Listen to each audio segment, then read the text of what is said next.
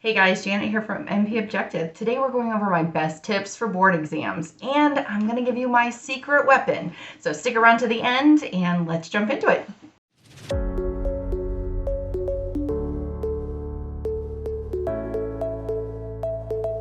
First of all, what is the enemy of board exams and these really difficult tests? It's going to be the fight or flight mechanism. You're already anxious and stressed out, so you're like halfway there anyway. But when you start taking those questions and you start getting into the, I don't know this answer and I'm not sure, and oh no, I don't know this one either, and this one's really hard, and it just starts snowballing into freeze. See what I did there? Just kidding. You don't want to go all the way from, anxious and stressed all the way into fight, flight, freeze, because your brain is shutting down and you're not able to think. And then everything past that point is useless, really. You can't even answer anything because you're just in this panicky mode. How many times has that happened to you when you just start thinking, oh gosh, I don't know. And then you start answering stupid things, even though you know the answer, and you're like, why did I do that? I know the answer to that one. And you're just kind of kicking yourself. So yeah, let's not let that happen. So we need some strategies to kind of keep the anxiety level down. And I've got some really great ones. I think the first thing before you even get there is to recognize that no one knows everything, okay?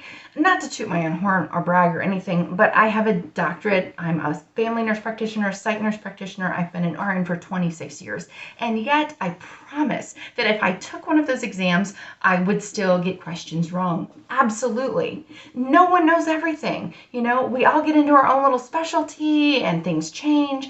I will still miss questions. And no matter how much you've studied and prepared, so will you. So if you go into this with the mindset of, I'm going to get 100%, no, you won't. I wouldn't. It's just not realistic. You need to go in with the mindset of, there are going to be questions that I don't know, and that's okay. I'm still going to pass this test. So when I hit the questions that I don't know, I'm just going to mark an answer, check the flag so that I can come back to it later, and I'm going to move on. I'm going to take a deep breath. I'm not going to let that rattle my confidence. That's the most important thing. That is key. Do not let that rattle your confidence, okay? And I want you to just think, oh, that professor said she would get something wrong. And yeah, I'm a professor. I even write courses and things, I've written entire programs, and I will still get them wrong. And it is okay for you to get them wrong. So go in knowing that's going to happen. Sometimes even questions in a row you're going to get wrong or have no idea. It's okay. Take a deep breath, mark an answer, flag it, move on. That's fine. Then we need to have like a battle plan for this exam. And that may sound a little bit ridiculous, but you really need to have a strategy for some of these. So what are some of the other anxiety producing questions? For a lot of people, I think it's just when it's a really long scenario or just a really long question and it's a lot to read. Maybe you're not the best reader. Maybe English isn't your first language. English is my first language and I'm a lightning fast reader, and sometimes I'll get a question that's like this long and I think, oh my gosh, I can't get through all of that. Just answer, flag, move on. You're right. It is exhausting, mentally fatiguing. You don't want to hit that question early on because you're going to be starting to get anxious thinking, I got to get through this. I got to get through this. I have 100 more questions. I got to get through this. And it does start ratcheting up that anxiety level, and that is the enemy. Everything after that point is going to start getting, where your brain is freezing and locking down and you can't answer very well. So don't let it wear you out, stress you out. Just answer something, flag it, and move on. There's also some evidence that shows that, our mind, like our bodies, needs to be warmed up. You wouldn't jump into the very end, most strenuous part of your exercise routine. You have to, warm up your body and your muscles before you can do that. Your brain needs the same thing. Before you kind of hit your cognitive focus stride, your brain needs to warm up. So you're actually going to be better at those questions at the very end than you would at the very beginning. And it's at the very end, you're not going to be as stressed out about the rest of the test that you have to get through. I think another anxiety-producing scenario is anything with numbers or statistics. A lot of people just really struggle with those. And if you know that's you, I don't want you to even tangle with that question early on. I just want you to mark an answer, flag that question, and come back to it at the very end. I want you to just think about, I don't want to do anything that's very mentally fatiguing. I don't want to do anything that's stress inducing. I'm not even going to read that question. I see what it is. I'm just answering, flagging, move on. Take a deep breath, center yourself, keep going. Okay, but I keep saying we're just going to mark an answer and move on. What do I mean by that? Are you just going to pick C or the longest answer? We know we've got to put some answer. If you leave it blank, then you're going to get a 0. So we got to answer something for everything, right? But what are we going to put for the answer? Are we going to go with the old adage of C or the longest answer? There's actually been a study done by Poundstone where he proved that C is not statistically the most common answer. Actually, there's just a slight edge with B at 28%.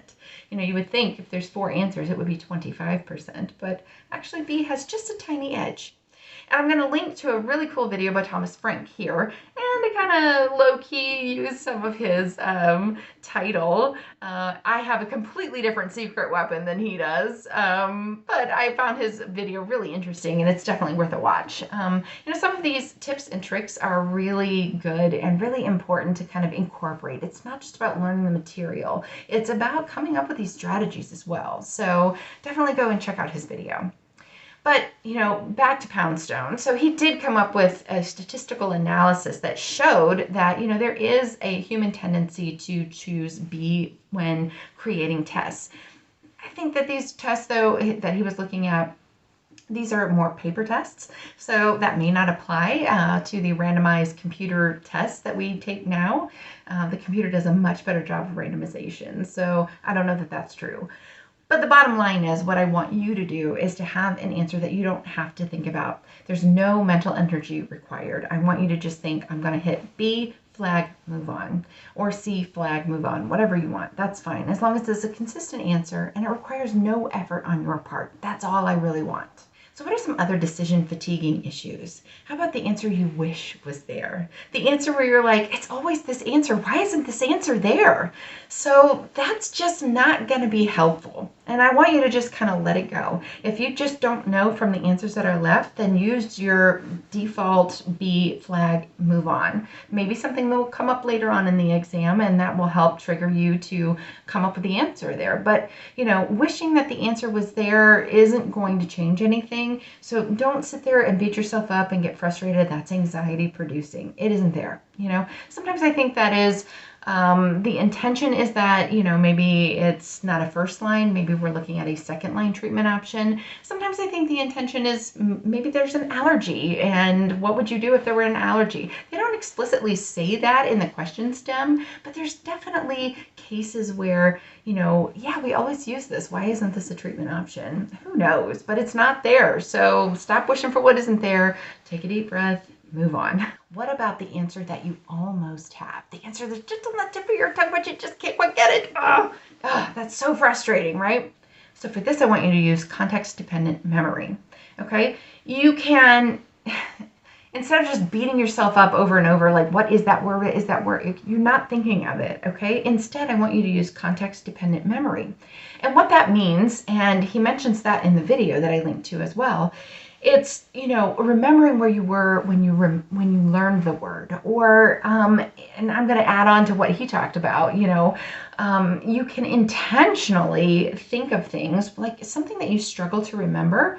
So maybe hold a pen in your hand while you're learning something, something that you really struggle with, or maybe an eraser, or have on your favorite sweater. And then it's like, I struggle to remember this. So then think about that favorite sweater, where you were sitting, the pen in your hand, something like that.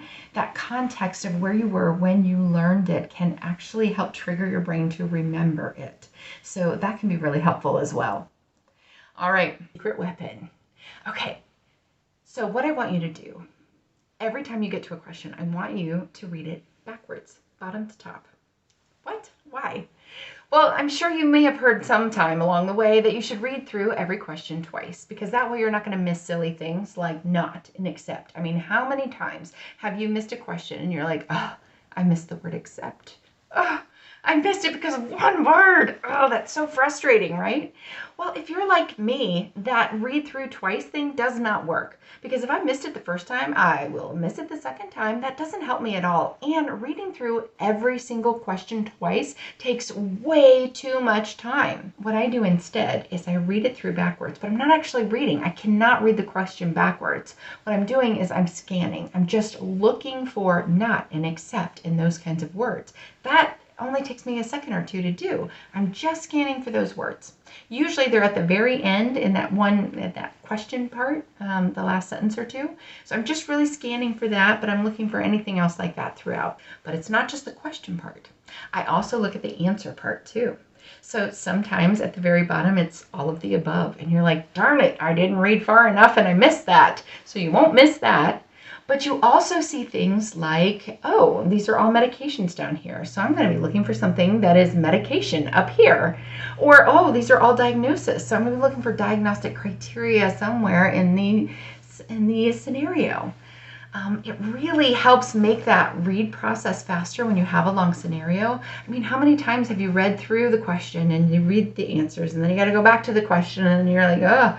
So reading it backwards like that, or just scanning it through backwards like that, is a huge time saver. You will be amazed at how great this works.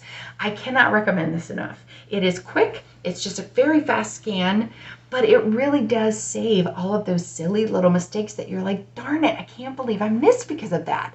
I can't recommend this enough. Give it a try. Let me know in the comment section below what you think. And let me know, do you think, is it worthy of the title, Secret Weapon? I think it might be. I don't know. Let me know what you think down below. And let me know if there's anything else that you need some tips on. It's not just about board prep. It's also about, your first beginning practice and all of those things that you're worried about. So let me know what I can make videos on. My objective is for NPs to continue to grow as a profession and to go out and do good in the world. So let me know how I can help you in making that a possibility. Thank you so much for stopping by, and I'll see you in the next video.